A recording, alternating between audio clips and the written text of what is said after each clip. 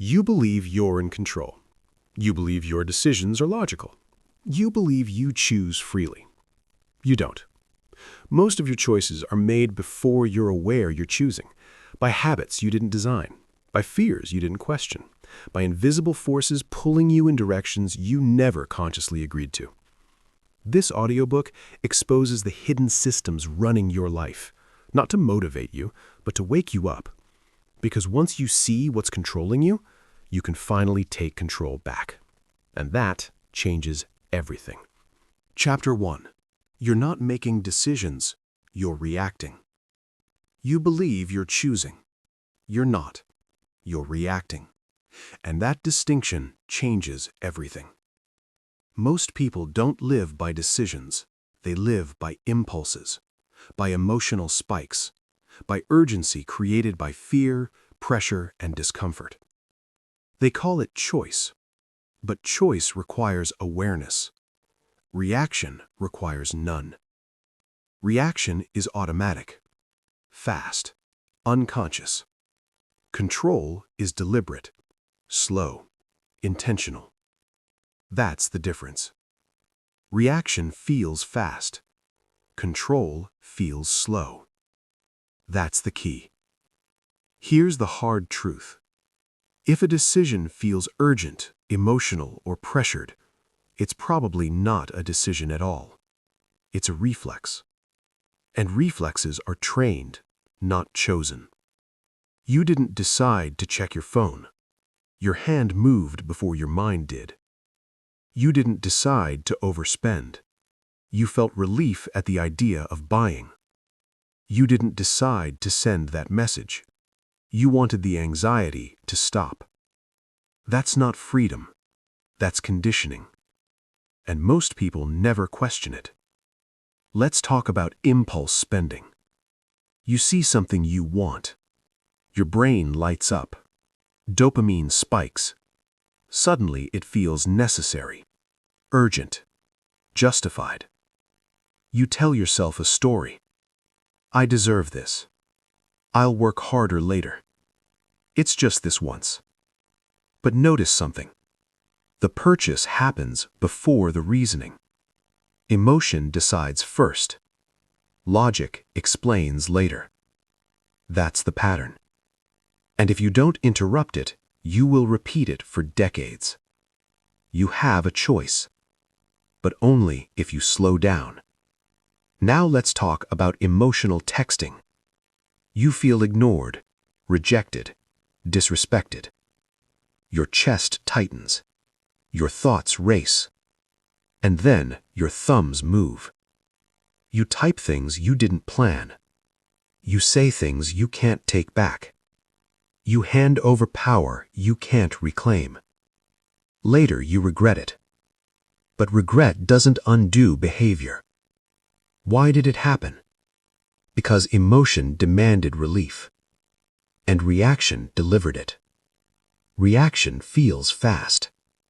Control feels slow. That's the key. Now let's talk about quitting too early. This one destroys lives quietly. You start something new. Motivation is high. Then discomfort shows up. Confusion. Doubt. And instead of deciding to persist, you react to the feeling. You stop. You pivot. You rationalize. It wasn't the right time. It didn't feel aligned. I lost interest. No. You lost tolerance for discomfort. It's not about motivation. It's about discipline. Say it again. It's not about motivation. It's about discipline. Here's the pattern you must see. Reaction always seeks relief. Control seeks results. Reaction avoids pain now. Control accepts pain for freedom later. Reaction asks, how do I feel? Control asks, what must be done? That's the dividing line. And most people never cross it. Your brain is designed to react. That's not a flaw. That's survival. Thousands of years ago, reaction kept humans alive. Fast decisions. Instant responses. But you're not running from predators anymore. Yet your brain doesn't know that. So it treats emails like threats, silence like danger, discomfort like death. And unless you intervene, it will run your life. You don't need their permission. Not from your brain, not from your emotions, not from your past. So how do you stop reacting? You don't fight emotion. You delay action. That's it. Delay is power. When emotion rises, pause. 10 seconds. 30 seconds. 1 minute. Create space. Because awareness lives in space. Awareness creates space. Space creates choice. That's the key. Here's a rule. If you feel the urge to act immediately, don't.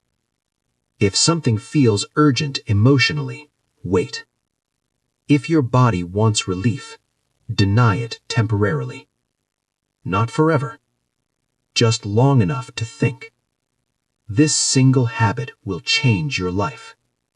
Let's make it practical. When you want to buy something impulsively, wait 24 hours. When you want to send an emotional message, write it, don't send it. When you want to quit, commit to one more session, one more day, one more rep. Delay doesn't weaken you. It strengthens you. Because it trains one skill, self-command. And self-command is freedom. Here's another truth. You don't rise to the level of your intentions. You fall to the level of your reactions. Every unexamined reaction becomes a habit. Every habit becomes an identity. And one day you wake up living a life you didn't consciously design. That's not bad luck. That's unchallenged reaction. Let me be very clear. This audiobook is not about becoming emotionless. That's impossible. It's about becoming emotionally disciplined. Feeling is automatic. Action is optional. Say it again. Feeling is automatic. Action is optional. You have a choice. But only if you claim it. Here's your assignment. For the next 72 hours, do not immediately act on emotion. Notice urges. Notice tension. Notice discomfort. And do nothing. Briefly. That pause is where power lives. That pause is where freedom begins. Reaction made your past. Control will build your future. And now you know the difference. You're not broken. You're not weak. You've just been reacting. But awareness changes the game. You slowed down. You saw the pattern. Now you're ready for the next force that controls your life. You've learned to pause. Now let's talk about why your brain fights you every step of the way. Chapter 2. The brain is lazy, and that's the problem. Your brain is not designed to make you successful. It's designed to keep you comfortable. That's the truth. Comfort over growth, ease over effort, familiarity over truth. And unless you understand this, you will keep fighting yourself without knowing why. Your brain wants easy. Your future requires effort. That's the key. Let's be clear. Your brain is efficient, not ambitious. Efficiency means conserving energy, avoiding effort, repeating what already works. That's why habits exist. Habits are shortcuts. They save energy. They prevent thinking. Thinking costs energy. Discomfort costs energy. Change costs energy. So your brain resists all three. Not because you're weak, not because you lack potential, because your brain is lazy by design. This is where most people get trapped. They think resistance means something is wrong. They think discomfort is a warning sign. They think difficulty means failure. Wrong. Difficulty means you're using parts of your brain that aren't automated yet. That's the key. Every time you try to improve your life, your brain pushes back. You try to wake up earlier. Your brain says, sleep more. You try to eat better. Your brain says, you deserve comfort. You try to focus. Your brain says, check your phone. Not because those things are better, but because they're familiar. Familiar feels safe. Safe feels comfortable. Comfort feels correct. But comfort lies. Let me say this clearly. If something feels easy, it's probably keeping you the same. Growth does not feel natural at first. Discipline does not feel intuitive. Focus does not feel relaxing. That doesn't mean it's wrong. It means your brain is conserving energy. Your brain wants easy. Your future requires effort. Say it again. Most people wait for their brain to want change. That never happens. Your brain doesn't want progress. It wants predictability. That's why motivation fades. That's why habits are hard to break. That's why discipline feels heavy. It's not about motivation. It's about override. It's not about motivation. It's about discipline. Here's something you must accept. You will never feel like doing what's best for you at the beginning. You act first. The brain adapts later. This is how rewiring works. Action creates evidence. Evidence creates belief. Belief creates identity. Waiting for comfort is backward. Let's talk about habits. Habits are not created because they're good. They're created because they're repeated. Scrolling isn't fulfilling. Overeating isn't empowering. Procrastination isn't enjoyable. They're easy. That's it. And easy becomes default. Your brain is a pattern recognition machine. Whatever you repeat, it assumes is important. Whatever you avoid, it assumes is dangerous. So when you avoid discomfort, your brain strengthens fear. When you embrace discomfort, your brain adapts. That's how growth happens. Not through thinking, through doing. Here's the mistake most people make. They argue with their brain. They negotiate. They explain. They justify. I'll start tomorrow. I'll do it when I feel ready. I'll wait until I have more energy. That's not strategy. That's surrender. You don't need their permission. Not from your feelings, not from your thoughts, not from your brain. Let's simplify this. Your brain is a tool, not a leader. If you let it lead, it will choose comfort every time. You must lead. You decide, then force repetition. Repetition is what rewires laziness. Here's a rule. If a task feels uncomfortable but necessary, do it first. If a decision feels difficult but aligned, choose it. If your brain resists, that's confirmation you're on the right path. That's the key.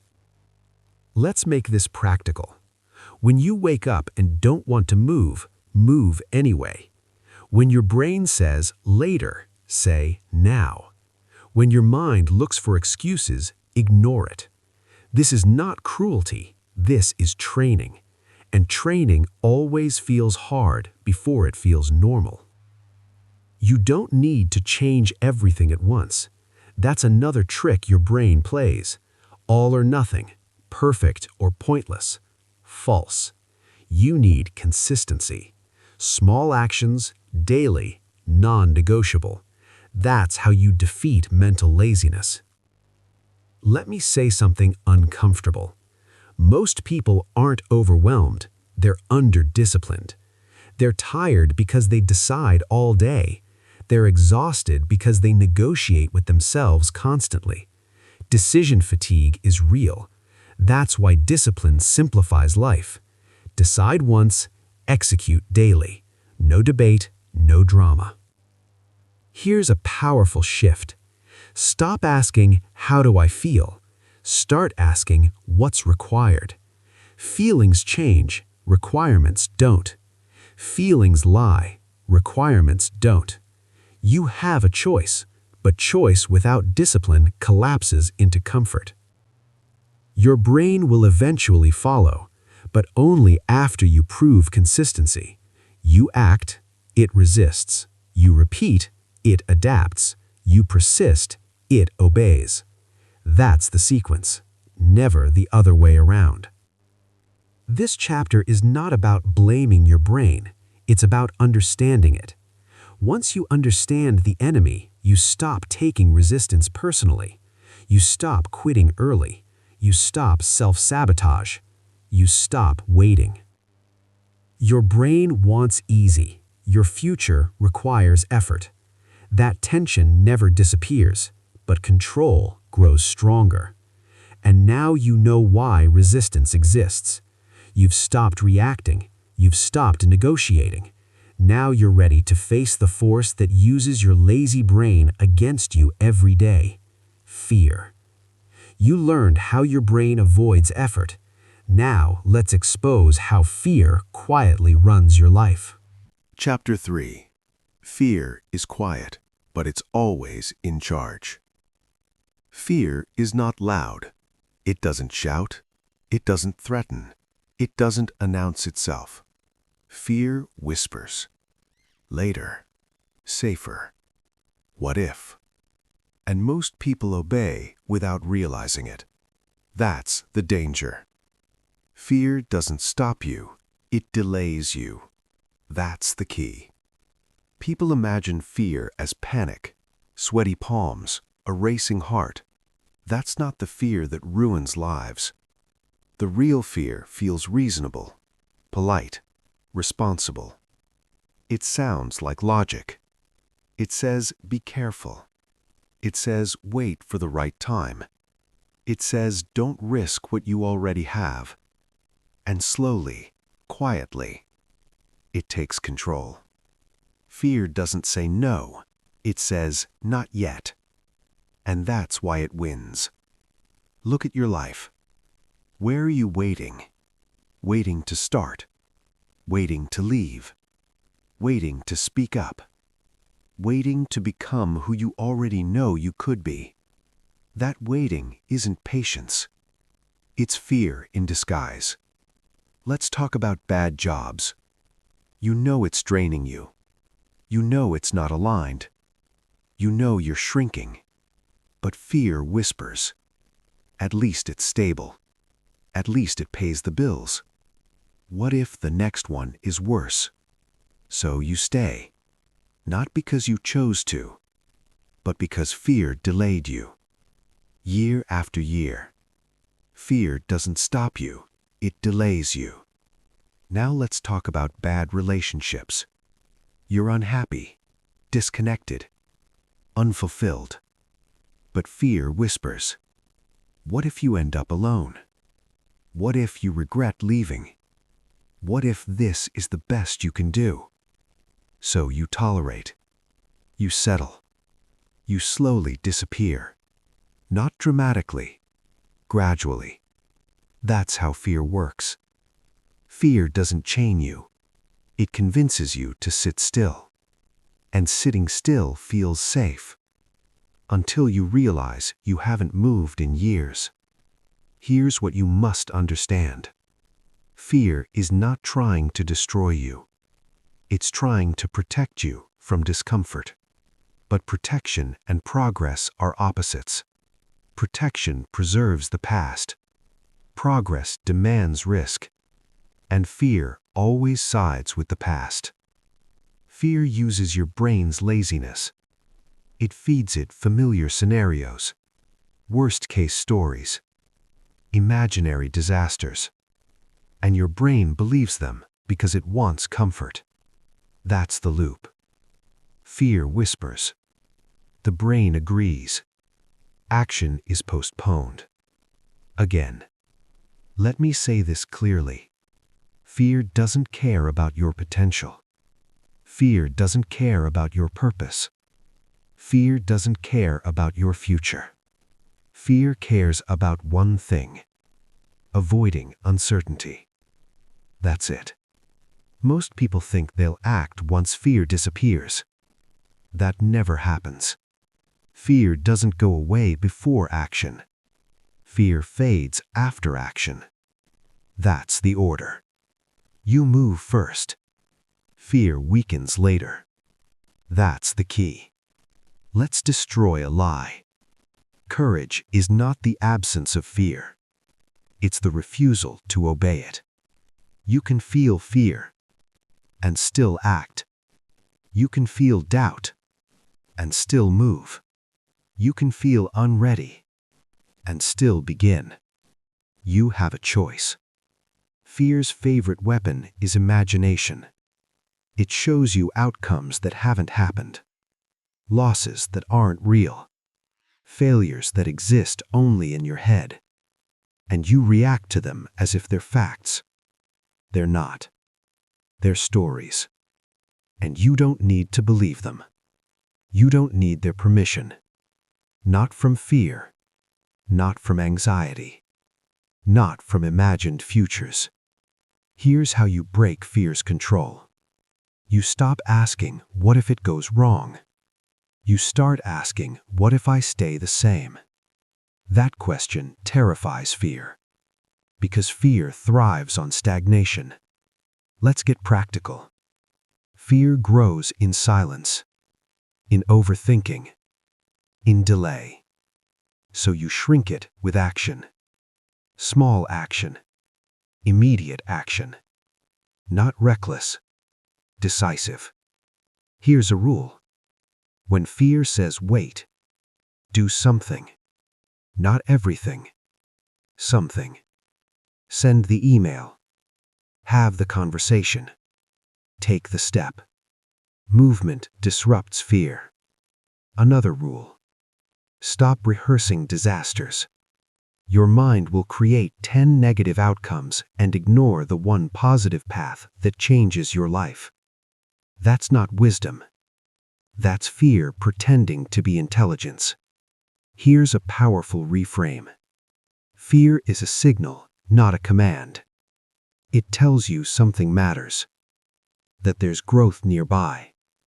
So instead of avoiding it, use it as direction.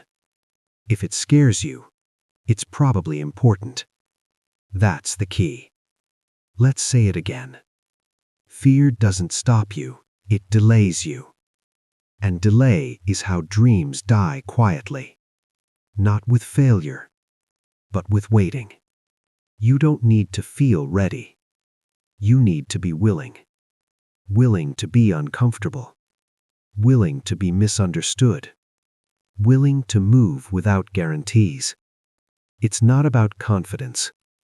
It's about discipline. Confidence comes later. Here's your challenge. Identify one area where fear has you waiting. Just one. Name it. And then take one action this week. Not next month. This week. No announcements. No overthinking. Just movement. Fear loses power when exposed. And now you see it. You've stopped reacting. You've stopped negotiating with your brain. You've exposed fear's quiet control. But fear doesn't work alone. It recruits something even more powerful. Other people. You confronted fear. Now let's expose the invisible force shaping your identity from the outside. Chapter 4. Social conditioning runs your identity. You didn't choose who you became. At least, not at first. You were shaped, rewarded, corrected. Before you could think, you learned how to behave. You were trained before you were aware. That's the key. From childhood, Approval trained your behavior. Smile, get praise.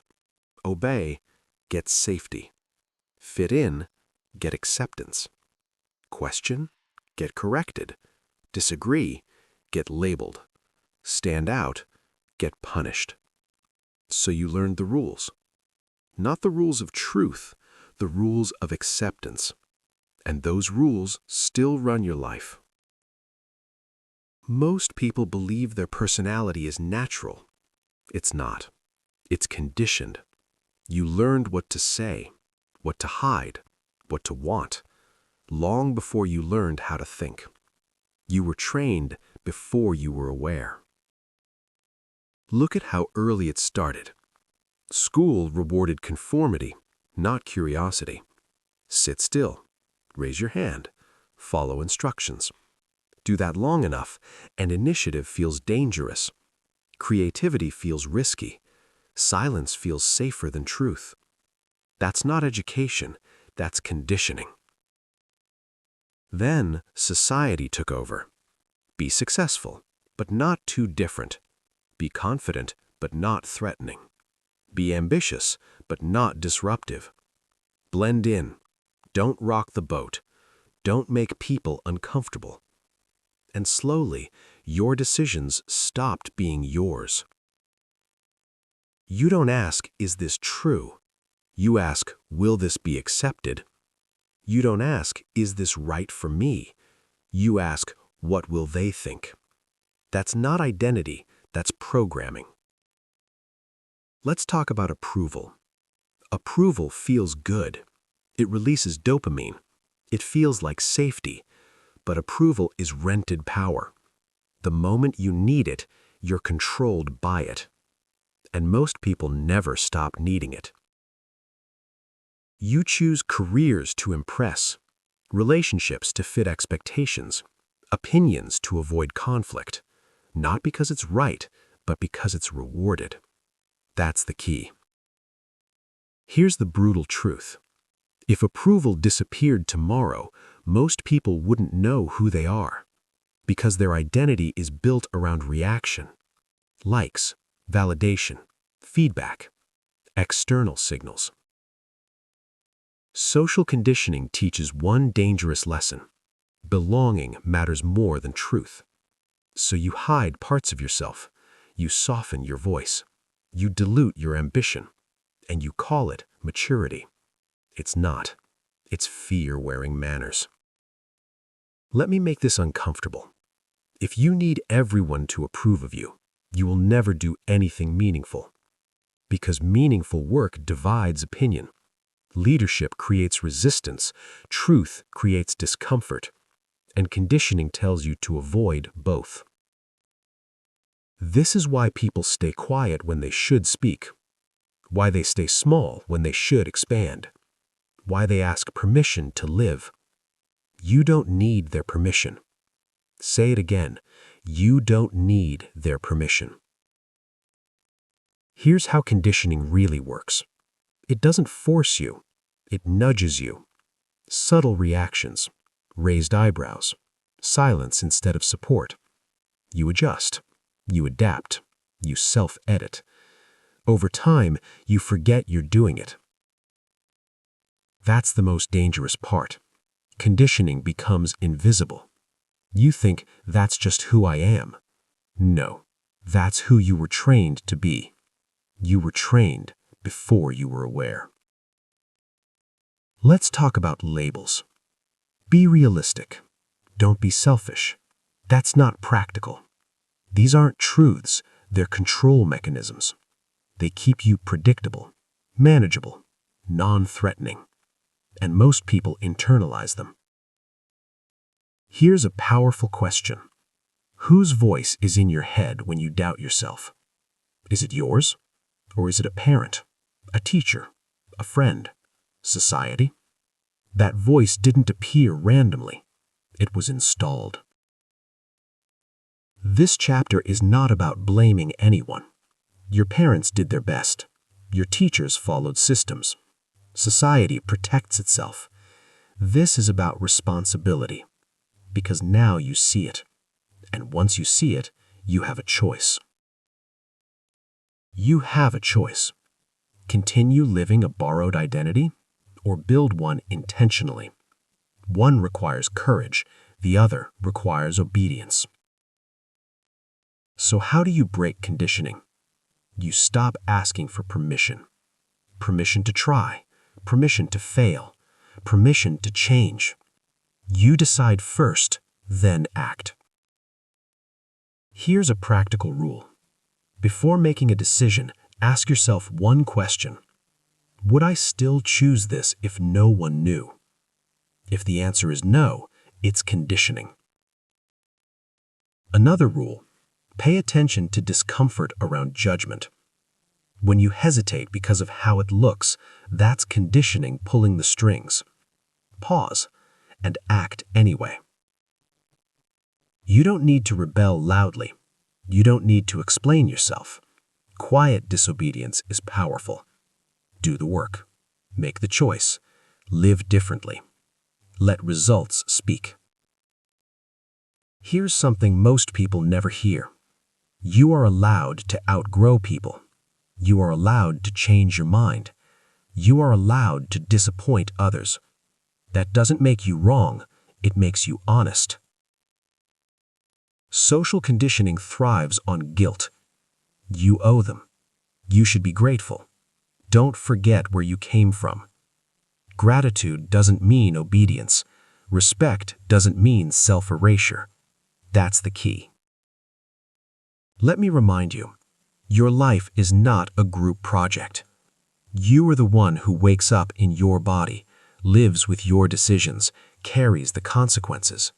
So act like it. Here's your assignment. Identify one decision you've been delaying because of how it will be perceived. Not because it's wrong, but because it's uncomfortable socially. Now take one step towards it. No announcement, no explanation, just action. Breaking conditioning feels lonely at first. That's normal.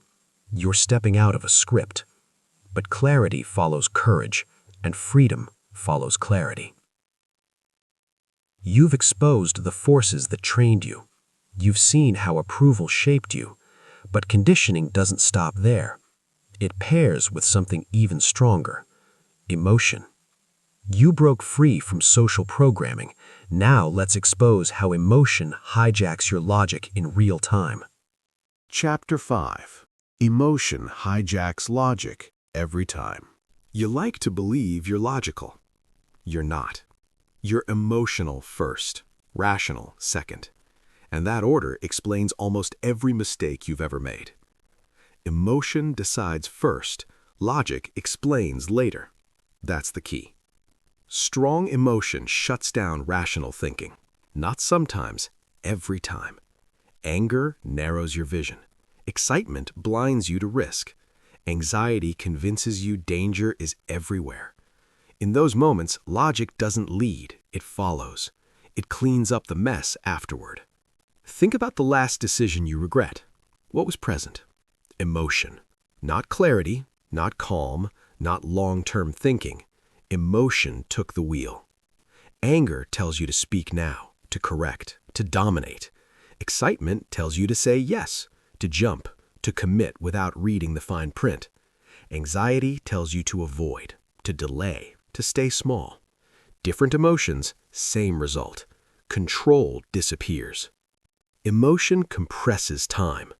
Everything feels urgent, immediate, necessary. That's why you say things you wouldn't say tomorrow. Buy things you wouldn't buy next week. Quit things you would have mastered in 6 months. Emotion decides first, logic explains later. This is not a character flaw, it's biology. When emotion spikes, your brain shifts into survival mode. Blood flow changes, perspective shrinks, long-term thinking shuts down. You don't weigh consequences, you react. That's the mechanism. And once you understand it, you stop trusting emotion as a decision maker.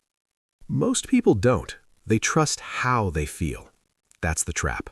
Feelings are signals, not instructions. Say it again. Feelings are signals, not instructions. Let's talk about anger.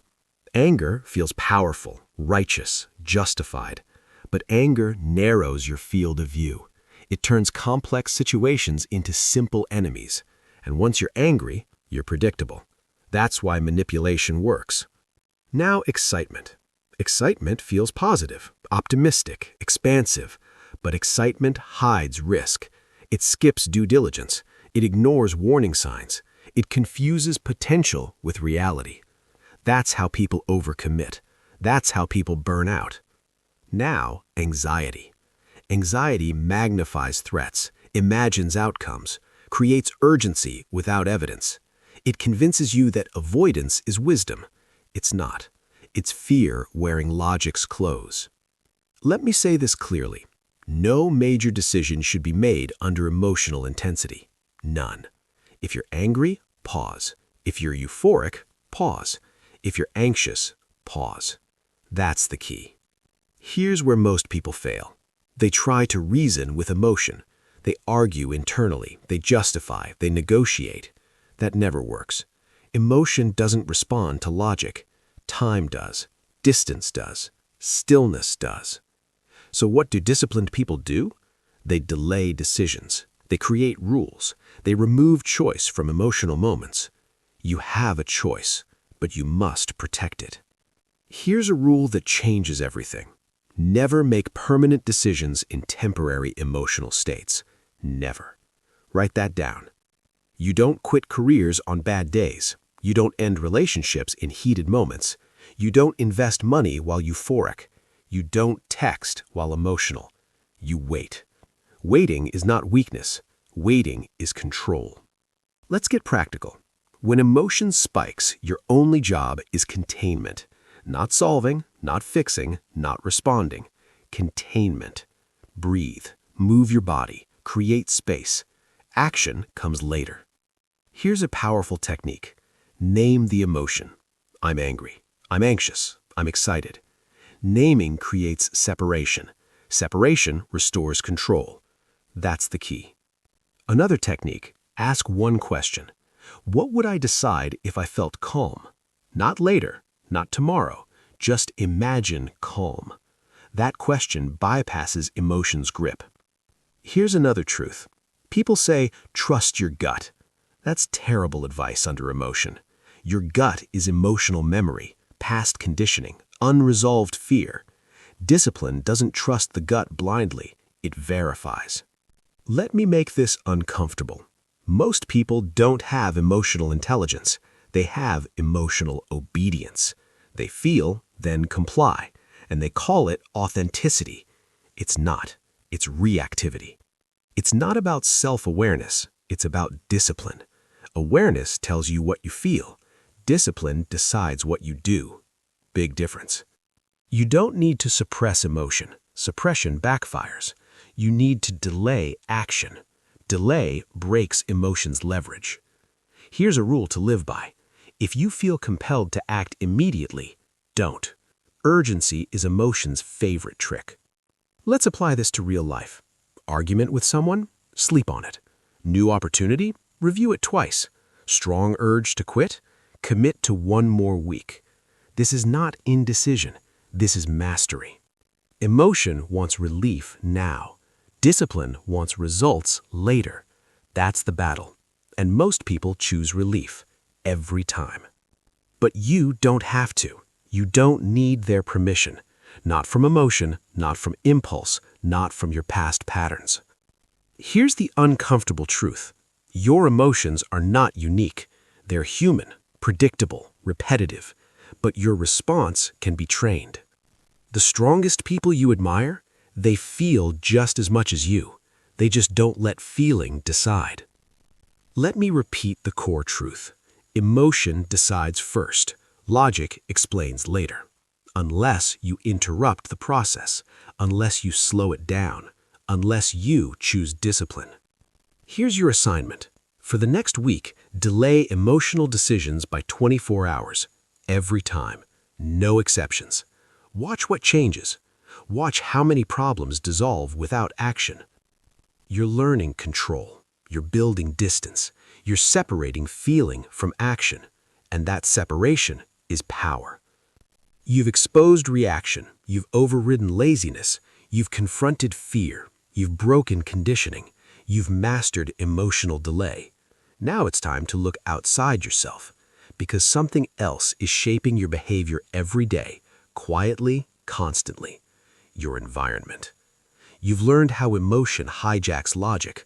Now let's expose the silent force shaping your actions before you even think. Chapter 6. Your environment is programming you. You think you're in control. You're not. Your environment is. Quietly, constantly, without asking. Change the environment or it will change you. That's the key. Most people try to change themselves. More willpower, more motivation, more discipline. And they fail.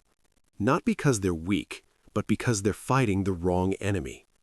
You don't live in a vacuum.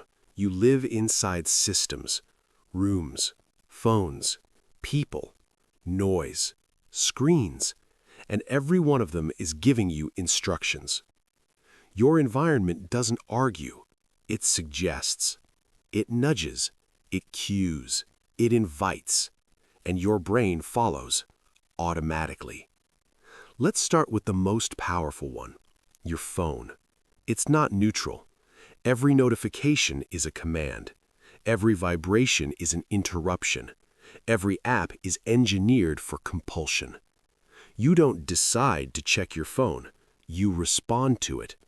That's not discipline failure. That's environmental control. You sit down to work. Your phone is within reach. You tell yourself you won't check it. 5 minutes later, you're scrolling. Why? Because proximity creates behavior. Change the environment or it will change you. Now look at your room. Messy room, messy thinking. Clutter drains focus. Visual noise creates mental noise. You don't feel calm because your environment isn't calm. And then you blame yourself. Stop. Your brain responds to cues. Chair equals scrolling. Bed equals phone. Desk equals distraction. Not because you're undisciplined, but because repetition trained you. Let's talk about people. The people around you are environments too. Their habits normalize behavior. Their attitudes shape standards. Their excuses become acceptable. If everyone around you complains, you complain. If everyone settles, you settle. Not consciously, automatically. This is why change feels hard. You're trying to evolve while staying inside the same environment that created the old version of you. That doesn't work. Here's the brutal truth. If you don't design your environment, someone else will. Advertisers, algorithms, other people's priorities, and they don't care about your future. Let me say this clearly. Discipline is not built by fighting temptation. Discipline is built by removing temptation. It's not about willpower, it's about discipline. And discipline starts with environment. Look at how elite performers live. They don't rely on motivation, they rely on structure. Phones away, schedules tight, spaces intentional. They reduce friction for good behavior and increase friction for bad behavior. That's the formula. Here's a rule. If something requires willpower every day, you designed the environment wrong. Willpower is limited, environment is constant. Let's get practical. If you want to read more, put the book where the phone used to be. If you want to stop scrolling at night, charge the phone outside the bedroom. If you want to eat better, don't buy junk food. This is not extreme, this is intelligent. Stop romanticizing self-control. Self-control is a backup system. Environment is primary control. Here's another uncomfortable truth. Your environment reflects your standards. Low standards create chaotic spaces. High standards create order. Order creates clarity. Clarity creates action. People say, I can't focus. No, Your environment is built for distraction. Notifications on, tabs open, noise everywhere. And then you expect deep work? That's delusion. You have a choice. Keep fighting distractions or eliminate them. One is exhausting, the other is effective. Let's talk about time environment. Your schedule is an environment too. If your day has no structure, emotion decides. You drift, you react, you procrastinate. Structure removes decision fatigue. It tells you what to do before emotion gets a vote. This is why routines work. Not because they're exciting, because they remove choice. And fewer choices mean fewer mistakes. Here's a powerful principle. Design for your weakest moments, not your strongest. When you're tired, when you're stressed, when you're emotional, that's when environment matters most. Let me say something important. Your environment doesn't care about your intentions. It responds to patterns. Change the pattern, the behavior follows. You've learned something critical. Reaction was controlling you. Laziness was slowing you. Fear was delaying you. Conditioning was shaping you. Now you see the silent force around you, the space you live in. Change the environment or it will change you. That truth doesn't negotiate. You've cleaned up the outside. Now it's time to confront a deeper illusion, the belief that you're choosing freely. You redesigned your environment. Now let's challenge the biggest lie you've been told. Chapter 7. The Illusion of Free Will. You believe you're choosing. Most of the time, you're not. You're repeating, running loops, following scripts, executing patterns written long before you notice them. You can't choose what you don't see. That's the key. Free will exists, but not the way you've been told. Choice only exists inside awareness. Outside awareness, there is only automation, habit, impulse, reaction. And most people live there. Look at your day. You wake up the same way, check the same apps, think the same thoughts, react to the same triggers. You call that choice. It's not. It's a loop. The brain loves loops. Loops save energy. Loops reduce thinking. Loops feel safe. Once a loop is established, remember this, it will run without permission. You don't decide to feel annoyed. You feel annoyed, then justify it. You don't decide to procrastinate. You avoid discomfort, then explain it. You don't decide to scroll. Your thumb moves, then your mind follows. You can't choose what you don't see. Most people defend their behavior by saying, "That's just how I am." No, that's how you've been trained. That's how your nervous system learned to cope, and it's running automatically. Here's the uncomfortable truth. If you were truly choosing, you wouldn't repeat the same mistakes.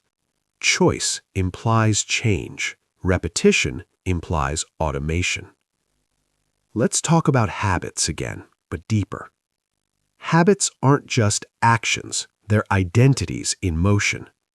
I'm not a morning person. I always overthink. I'm bad with money. Those aren't facts, they're loops with labels. Once you label a loop, you stop questioning it. And when you stop questioning, free will disappears. You don't need more options. You need more awareness. That's the key. Awareness is the interruption of automation.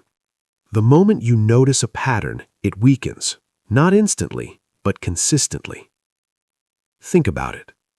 You can't stop a habit you don't notice. You can't change a reaction you don't catch. You can't choose differently if you don't see the moment you're choosing. This is why most self-help fails.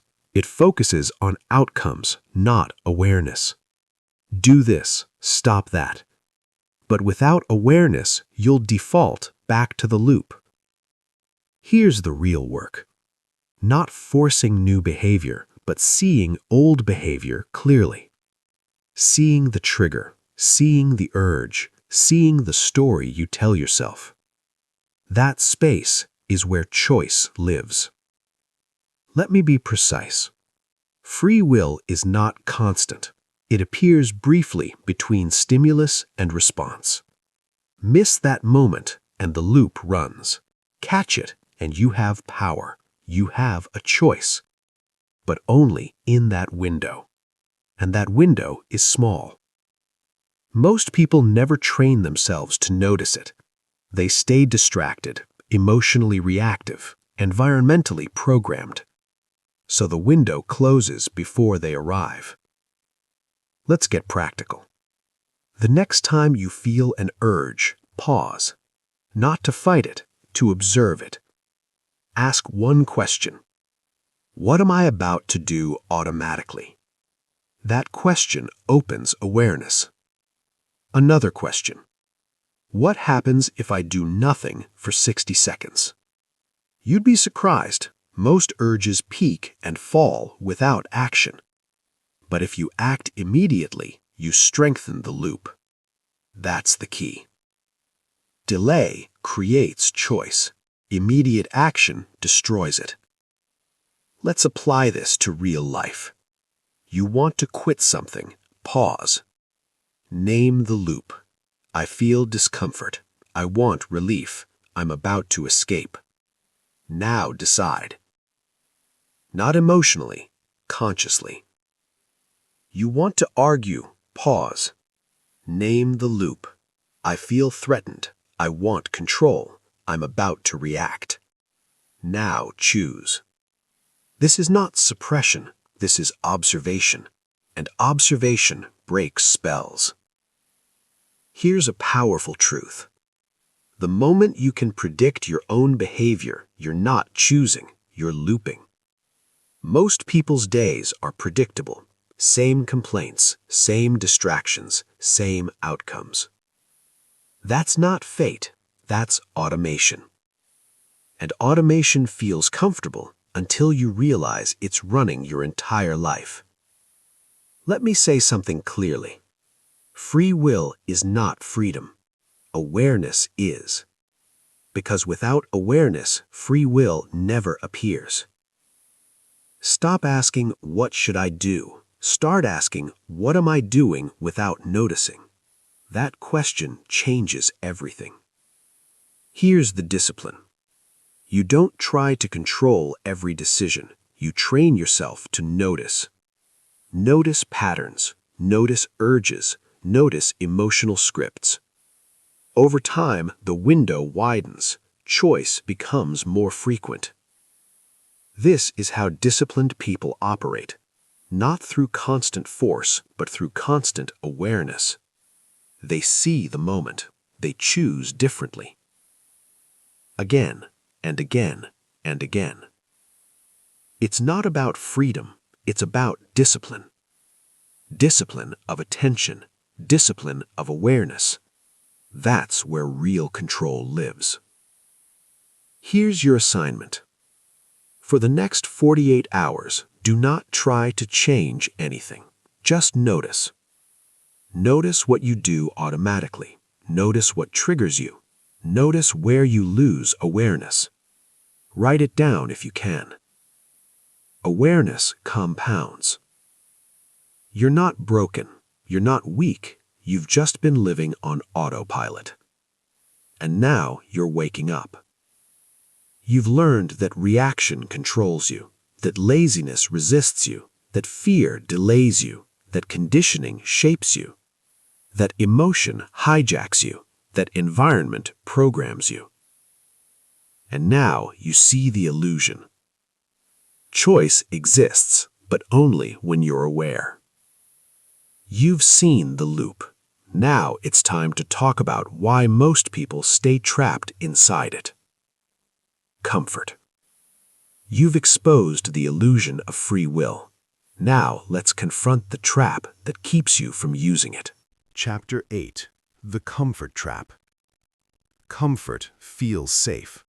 That's why it's dangerous. Comfort doesn't attack you. It doesn't pressure you. It doesn't scare you. It invites you to relax. And while you relax, it takes your future. Comfort today costs freedom tomorrow. That's the key. Most people don't fail dramatically. They fade. They don't crash. They settle. They don't give up. They get comfortable. And comfort is the most effective trap ever created. Comfort tells you everything is fine. You deserve rest. You've worked enough. You can do it later. And later never comes. Comfort is subtle. It looks like routines you don't question, habits you no longer challenge, lives that feel okay. And okay kills ambition faster than failure ever could. Here's the uncomfortable truth. If your life feels too comfortable, you're not growing. Growth creates friction, discomfort, resistance. And that resistance is the signal. Think about the last time you grew. A new job, a new skill, a new discipline. It wasn't comfortable. You felt stupid, slow, exposed. That didn't mean you were failing. It meant you were expanding. Comfort today costs freedom tomorrow. Say it again. Comfort erodes ambition quietly. You stop pushing. You stop experimenting. You stop risking. Not because you can't, but because you don't want to feel uncomfortable. Look at how people get stuck. They don't hate their job. They tolerate it. They don't love their routine. They accept it. They don't chase excellence. They choose convenience. And convenience feels good until years disappear. Comfort creates a false sense of security. You think you're safe, but you're just unchallenged. And unchallenged skills decay. Unchallenged minds stagnate. Unchallenged lives shrink. Let me be clear. Comfort is not rest. Rest is intentional. Rest has a purpose. Comfort is avoidance. Avoidance of effort, avoidance of risk, avoidance of discomfort. Most people confuse the two. They call avoidance self-care. It's not. Self-care prepares you for growth. Comfort excuses you from it. Here's how the trap works. You choose comfort once, then twice. Then it becomes default. Soon, discomfort feels threatening, and you start avoiding anything that challenges your identity. This is how ambition dies. Not with rejection, but with routine. You have a choice. Stay comfortable or stay capable. You can't do both. Growth always feels uncomfortable at first, every single time. Your brain resists, your emotions protest, your environment pushes back. That's normal. That's the cost of expansion. Comfort feels natural because it's familiar. Growth feels wrong because it's new. But wrong is often just unfamiliar. Let me say this clearly. If something scares you but aligns with who you want to become, that's not danger. That's direction. That's the key. Comfort convinces you to wait. When things settle down, when you have more time, when you feel ready, those conditions never arrive. Because comfort makes sure you don't need to leave. Let's talk about discipline. Discipline is choosing discomfort now so you don't suffer later. Comfort is choosing ease now and paying it with regret. It's not about confidence, it's about discipline. Confidence grows after action. Discipline acts without it. Look at people who break free. They don't feel braver than you. They don't feel more motivated. They're just more willing to be uncomfortable. Consistently. Comfort says, you've done enough. Discipline says, do what's required. Comfort asks, what do I feel like doing? Discipline asks, what does the future version of me need? That's the difference. Here's the most dangerous part of comfort. It feels earned. You tell yourself you deserve it. And sometimes you do. But when comfort becomes your strategy, you stop earning anything. Let's get practical. If your days are predictable, you're too comfortable. If nothing challenges you, you're too comfortable. If you haven't felt nervous about growth lately, you're too comfortable. This is not judgment, it's diagnosis. So how do you escape the comfort trap? You schedule discomfort. Intentionally, daily. Here's a rule. Do one uncomfortable thing every day on purpose. Wake up earlier. Have the conversation. Train when you don't feel like it. Work when it's boring. Small discomforts, consistent. That's how you build tolerance. Discomfort is a muscle. Avoid it and it weakens. Use it and it grows. Stop asking for permission to push yourself. You don't need their permission. Not from society, not from your past, not from your feelings. Here's another rule. If a decision offers comfort now but limits growth later, say no. If a decision is uncomfortable now but expands your future, say yes. Even when you don't feel ready, especially then. Comfort shrinks your world. Discomfort expands it. That's the trade. Most people wait until discomfort is forced on them. By crisis, by regret, by consequences. You don't have to. You can choose it early. You have a choice. Comfort today or freedom tomorrow. You can't avoid discomfort forever. You can only choose when it happens. Here's your assignment. Identify one area where you've chosen comfort over growth. Just one. Now introduce controlled discomfort. This week. No drama, no announcement, just action. Comfort will argue. It will negotiate. It will say, you can skip today. Ignore it. That voice is not wisdom. It's fear disguised as ease. You're not here to be comfortable. You're here to be capable. You've seen the trap. You've felt its pull, and now you're stepping out of it. But escaping comfort requires something deeper. A stable sense of who you are. Because if you don't know that, comfort will always pull you back. You confronted the comfort trap. Now let's talk about the force that determines every action you take. Chapter 9.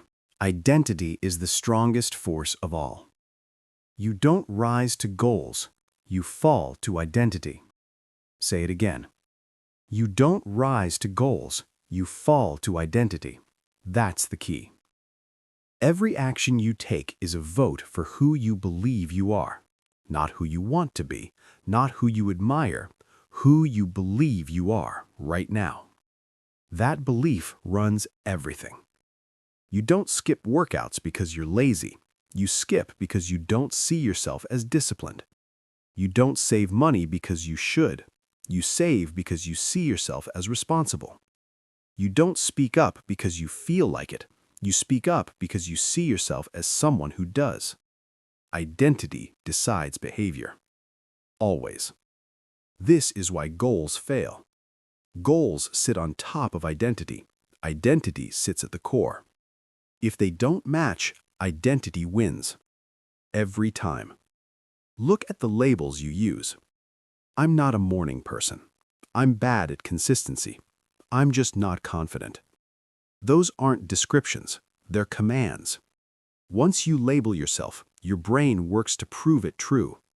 Labels lock behavior in place. That's not psychology, that's observation. You say, I want to change, but then you say, that's just who I am. Those two statements can't coexist. One will win. And it's never the goal. Here's the hard truth. You protect your identity, even when it hurts you, even when it limits you, even when it keeps you stuck.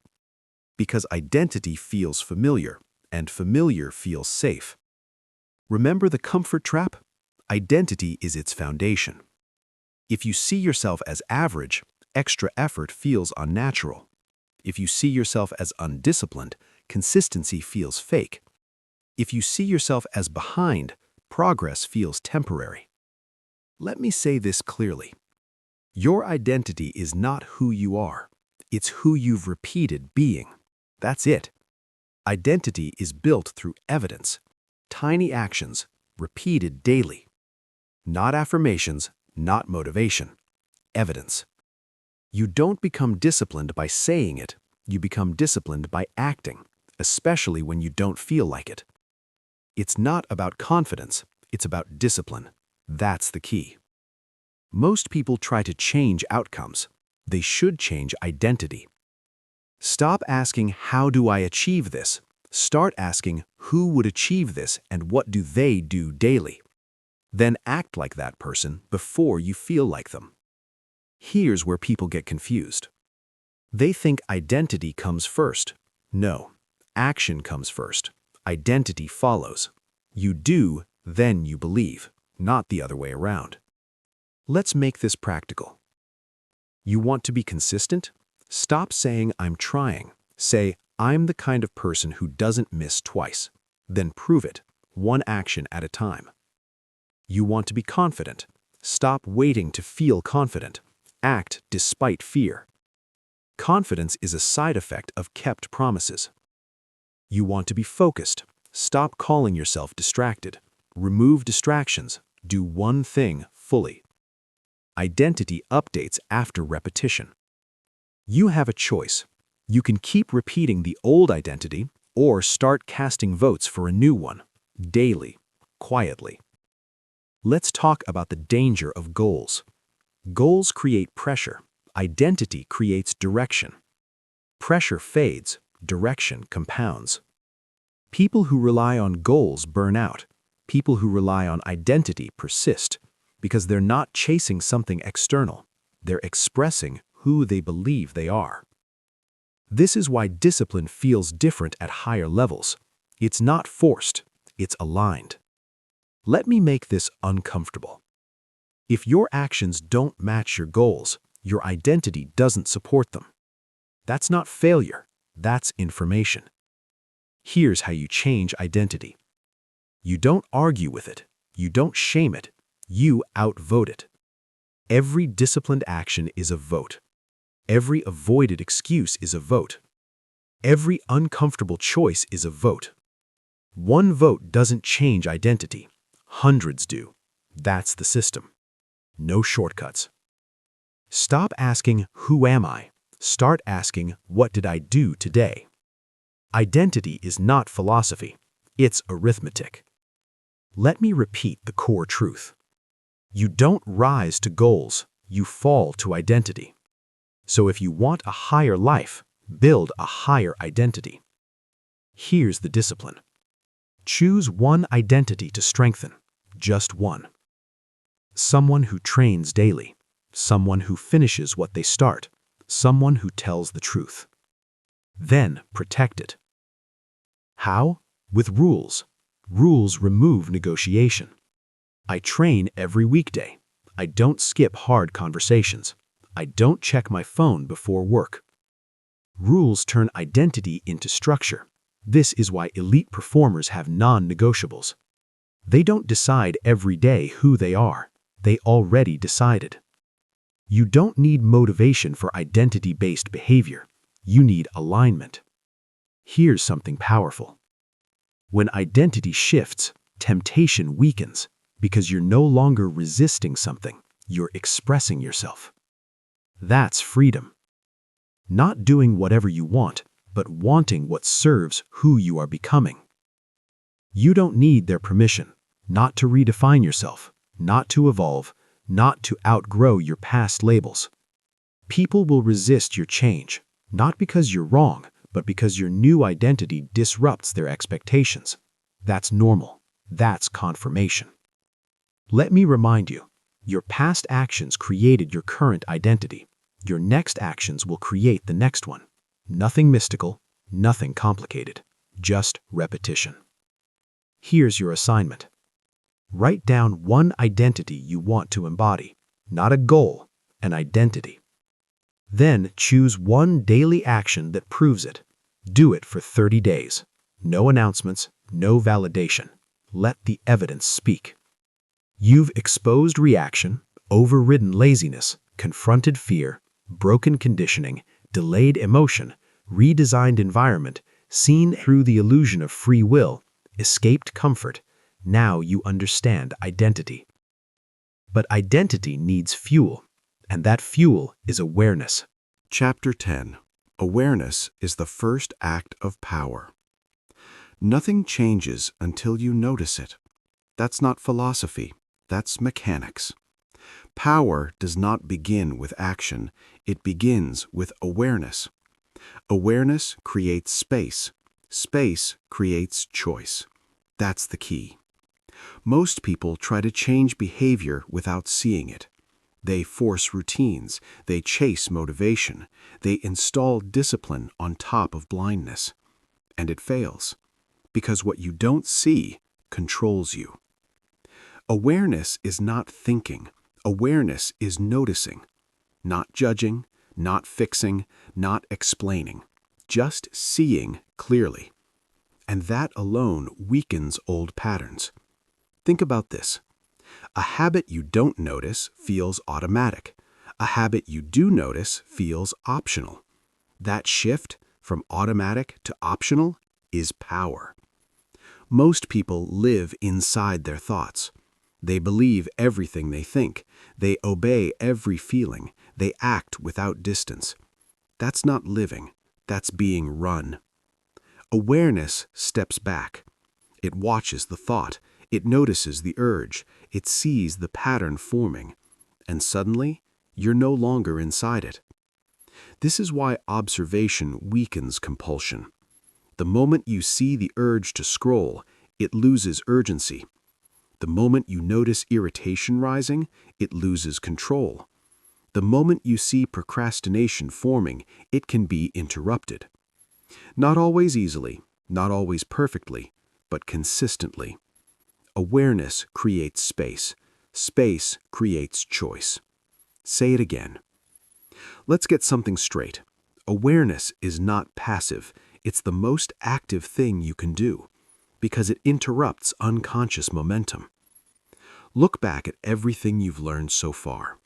Reaction controlled you until you noticed it. Laziness slowed you until you named it. Fear delayed you until you saw its whisper. Conditioning shaped you until you recognized the script. Emotion hijacked you until you delayed action. Environment programmed you until you redesigned it. Identity locked you until you questioned it.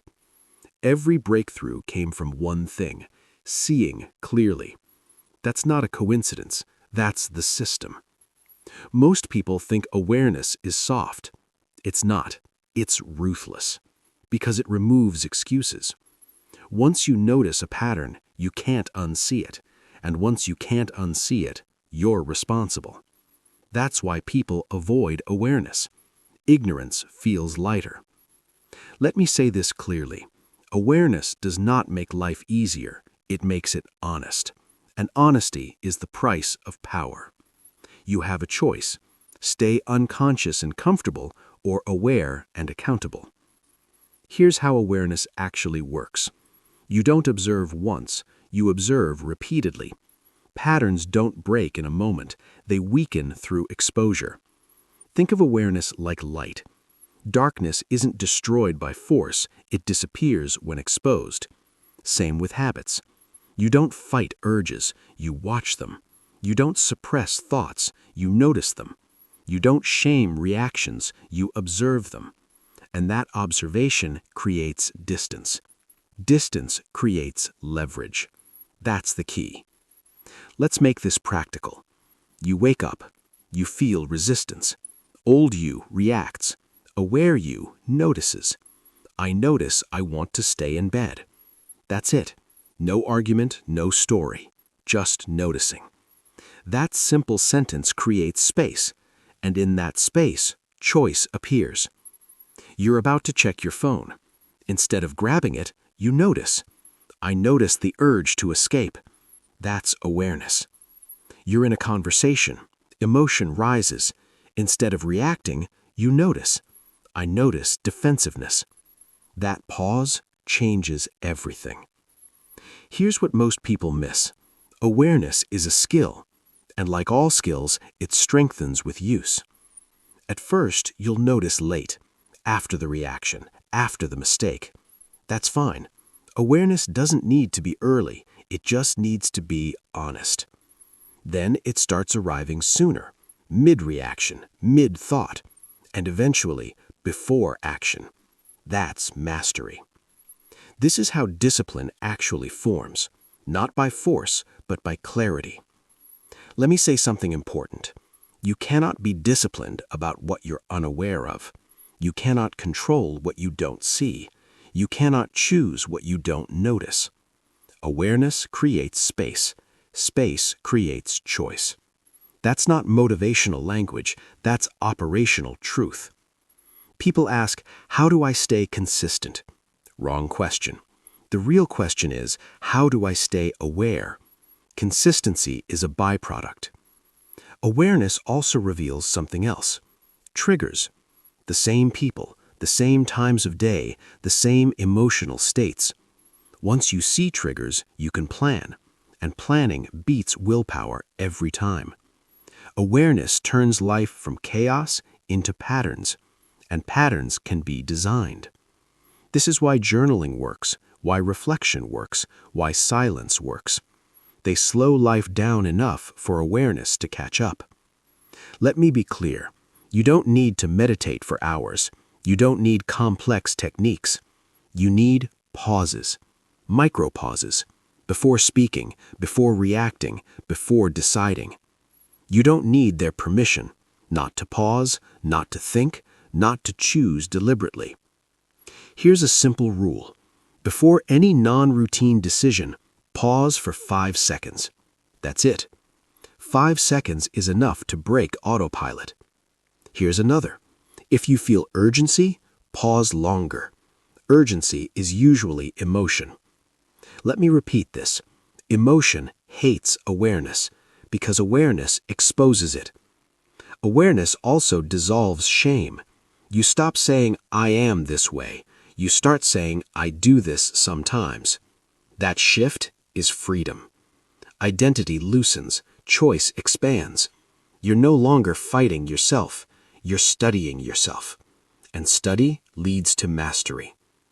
It's not about intelligence, it's about discipline. Discipline of attention. Where your attention goes, your life follows. Here's your assignment.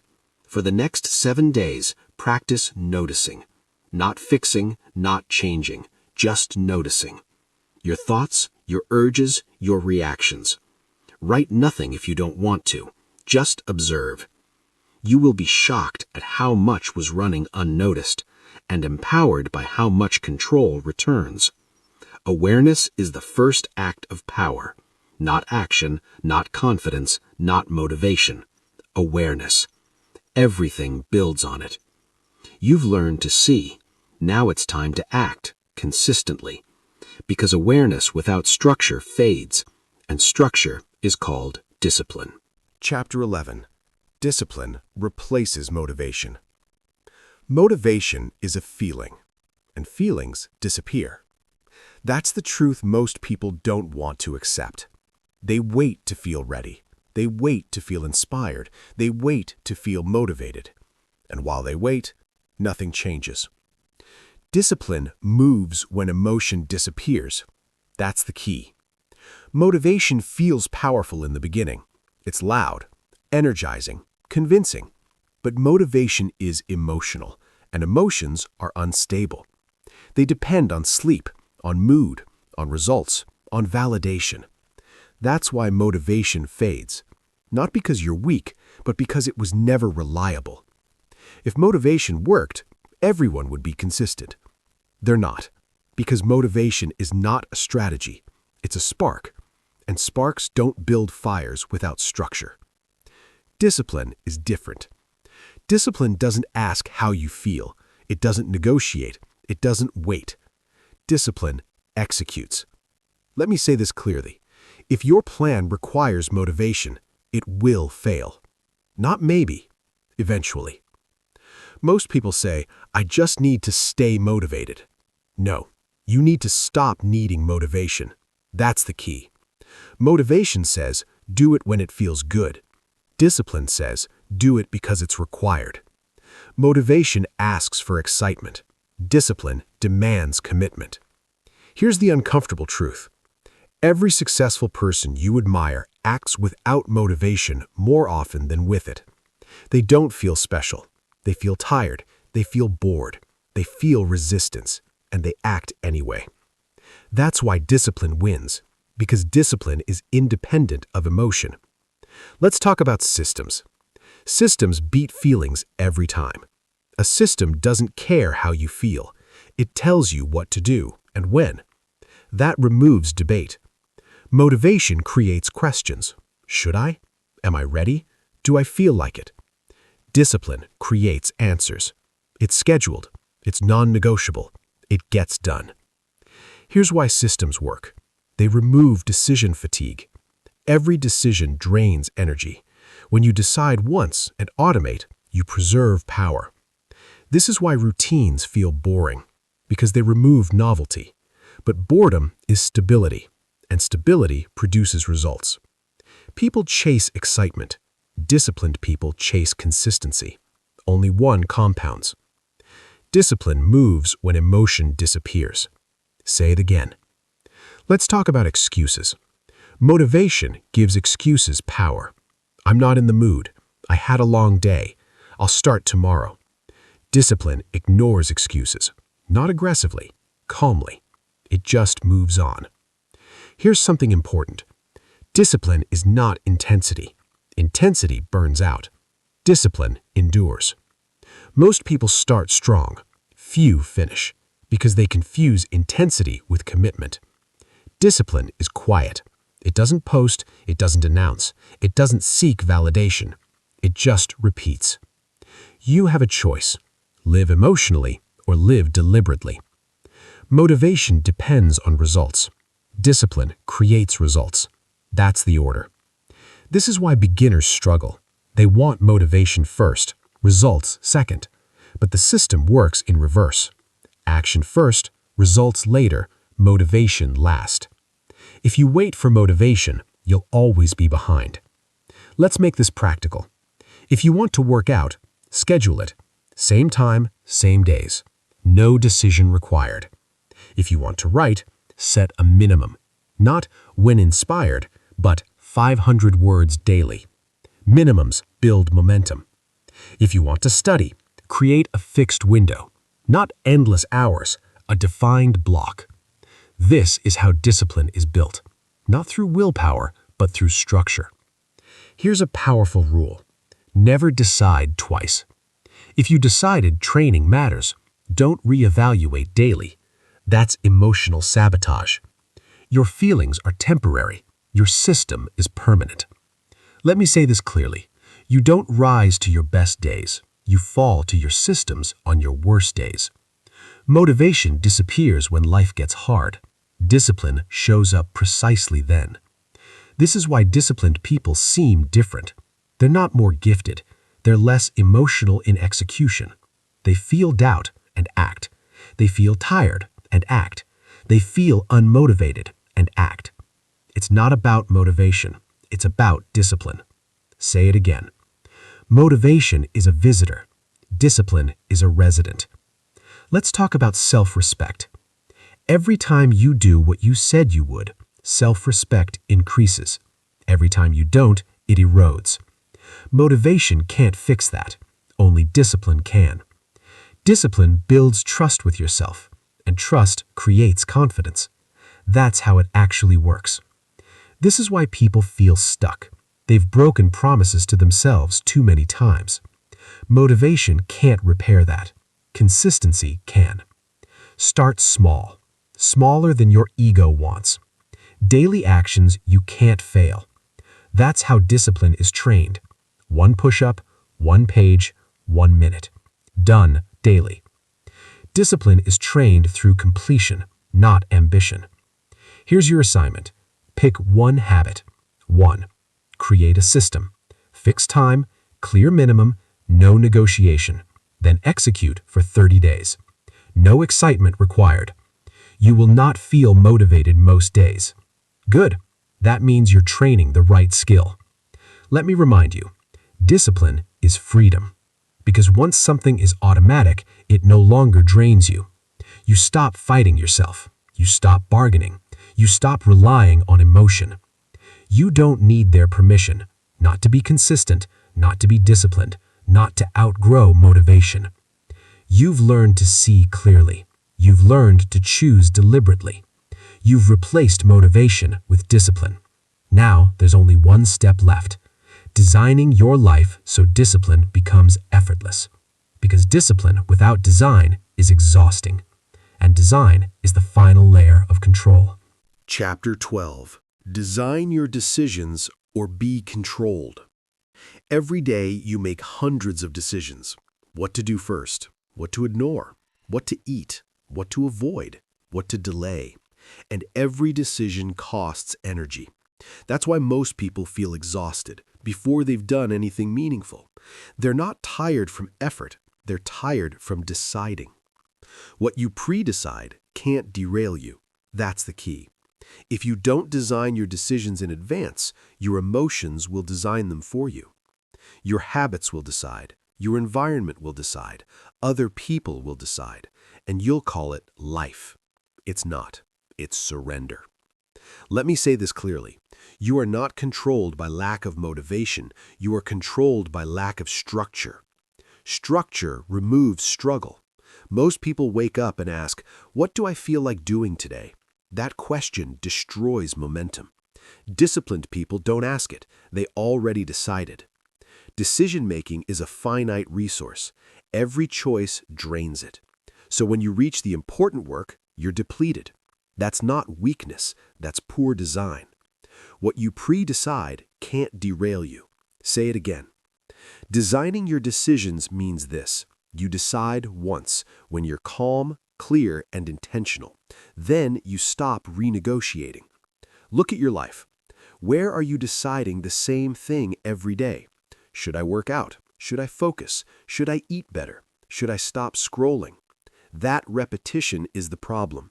Every time you redecide, emotion gets a vote, and emotion is unreliable. This is why discipline feels hard. You're asking it to fight daily battles that should have been prevented by design. Let's make this practical. Instead of deciding if you'll work, decide when. Instead of deciding what you'll eat, decide what you don't eat. Instead of deciding whether you'll scroll, decide where your phone lives. Rules beat willpower, every time. Here's a hard truth. People who say they hate rules are usually ruled by impulse. Rules don't restrict freedom, they protect it. Think about traffic rules. Without them, chaos. Rules don't slow progress, they enable it. Your personal rules work the same way. They remove friction, they remove debate, they remove excuses. It's not about intelligence, it's about discipline. Discipline through design. Here's the difference between amateurs and professionals. Amateurs rely on mood, professionals rely on systems. Moods change, systems don't. Design your mornings. Decide. Wake up time. First action, no phone rule.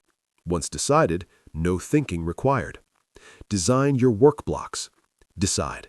Start time, end time, single focus. Once decided, no negotiation. Design your evenings. Decide. Shutdown ritual, cutoff time, recovery activity. Once decided, peace replaces chaos. This is how calm is built, not by doing less, but by deciding less. Most people think freedom means endless choice. It doesn't. Endless choice creates anxiety. Clear structure creates freedom. Let me say something uncomfortable. If you're constantly figuring things out, you're under-designed.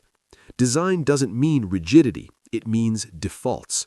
Defaults are powerful because in moments of stress, you fall back to defaults. So ask yourself, what are my defaults? Scrolling? Avoidance? Delay? If you didn't design them, they designed themselves. You have a choice. Design consciously or live reactively. Let's talk about pre-commitment. Pre-commitment is deciding in advance and making it hard to back out. This is how you outsmart emotion.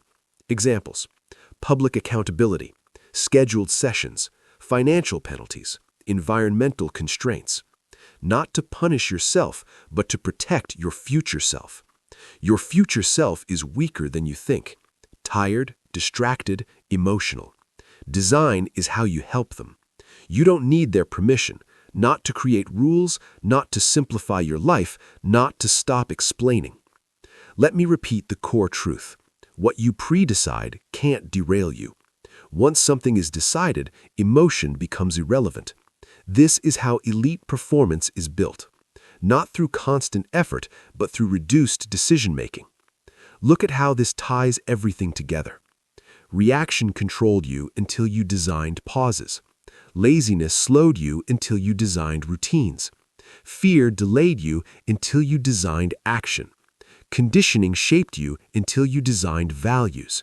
Emotion hijacked you until you designed delay. Environment programmed you until you designed space. Identity locked you until you designed habits. Awareness gave you choice, design locks it in. Design is discipline made automatic.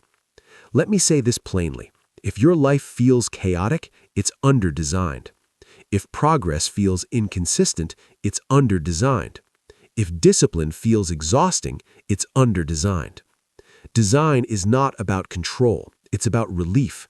Relief from overthinking, relief from emotional swings, relief from self-negotiation. Here's your final assignment for this chapter. Choose 3 rules. Just 3.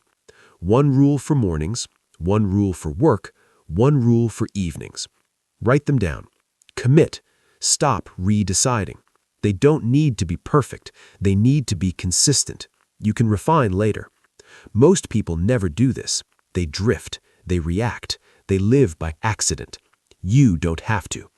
You have a choice. Design your decisions or be controlled by them. You've now seen the hidden forces shaping your life. Reaction, laziness, fear, conditioning, emotion, environment, illusion, comfort, identity, awareness, discipline. And now, design. This is where control becomes permanent. This is where effort drops. This is where freedom actually begins. You didn't come this far to stay the same. You came to take control. And now you have the tools. You've designed your decisions. Now it's time to seal the transformation. You've seen the truth now. Your reactions were running you. Your brain was conserving comfort. Fear was delaying you. Conditioning was shaping you. Emotion was hijacking logic. Your environment was programming behavior. Comfort was stealing ambition. Identity was locking patterns in place. None of this happened by accident, and none of it changes by motivation. Here's the final truth. Every day, something will control you. The question is what? Your emotions? Your habits? Other people's expectations? Or your own discipline? You have a choice. But choice is useless without structure. Awareness without action fades. Insight without discipline dies. You don't need to feel ready. You don't need permission. You don't need perfect conditions. You don't need their permission. You need standards, rules, systems. You need to decide once and stop negotiating with yourself. Because life doesn't reward potential, it rewards execution. Quiet, consistent, unemotional execution. So here's the challenge. For the next 30 days, pause before reacting. Act without motivation. Choose discomfort over convenience. Follow your rules, especially when you don't feel like it. No announcements, no validation, no excuses. This is not about becoming someone new. It's about removing everything that was controlling you. And what's left is who you were always meant to be. Take control, or be controlled. The decision is yours, and this time, make it final.